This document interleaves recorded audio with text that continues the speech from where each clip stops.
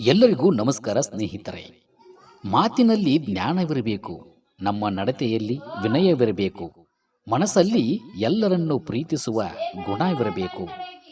ಆಕಾರವಿಲ್ಲದ ಕಲ್ಲನ್ನು ಬೇಕಾದರೂ ಸುಂದರ ಶಿಲೆಯನ್ನಾಗಿ ಮಾಡಬಹುದು, ಆದರೆ ಅಹಂಕಾರ ತುಂಬಿರುವ ಮನುಷ್ಯರನ್ನು ಬದಲಿಸಲು ಸಾಧ್ಯವಿಲ್ಲ.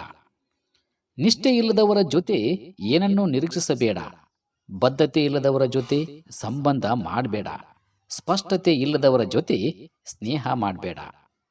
ಮಾತನಾಡಿದರೆ ಸಮಸ್ಯೆ ಸಾವಿರದಷ್ಟು, ಮೌನದಲ್ಲಿ ಬದುಕಿದರೆ ಅರ್ಥ ಸಾಗರದಷ್ಟು. ಸಾಕು ಎನ್ನುವ ತೃಪ್ತಿ ಇರಲಿ, ಬೇಕು ಎಂಬುದು ಯಾರನ್ನೂ ಸುಖಿಯಾಗಿರಿಸಿಲ್ಲ. ಜೀವನದಲ್ಲಿ ನಾಳೆಯ ಬಗ್ಗೆ ಅತಿಯಾಗಿ ಚಿಂತಿಸುವುದನ್ನು ಬಿಟ್ಟು ಬಿಡಬೇಕು.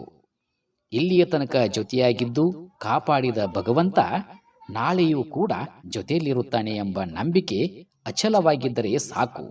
ಆ ನಂಬಿಕೆಯನ್ನು ಭಗವಂತ ಎಂದಿಗೂ ಸುಳ್ಳಾಗಿಸುವುದಿಲ್ಲ. ನಂಬಿಕೆಯು ಜೀವನದ ಆಧಾರ.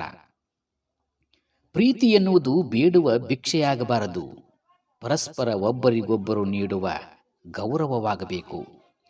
ಭೂತಕಾಲದ ಬಗ್ಗೆ ಯೋಚಿಸಬೇಡ. ಕೆಳಕ್ಕೆ ಬಿದ್ದ ಹೂವು ಮತ್ತೆ ಎಂದಿಗೂ ಮರವನ್ನು ಸೇರುವುದಿಲ್ಲ. ಈ ಜೀವನದಲ್ಲಿ ನೋಡಿ ಕಲ್ತಿದ್ದಕ್ಕಿಂತ ನೊಂದು ಕಲ್ತಿದ್ದೇ ಜಾಸ್ತಿ ಅಲ್ವಾ? ಒಂದಿನ ಎಲ್ಲರೂ ಸಾಯುತ್ತೇವೆ ನಿಜ, ಆದರೆ ಬದುಕಿದ್ದಾಗಲೇ ಸತ್ತಂತೆ ಬದುಕಬಾರದು. ನಿಯತ್ತಾಗಿ ಇದ್ದವರಿಗೆ ಇದು ಕಾಲ ಇಲ್ಲ, ಒಳ್ಳೆಯತನದಿಂದ ಇದ್ದವರಿಗೆ ಬೆಲೆನೇ ಇಲ್ಲ ಅಲ್ವಾ?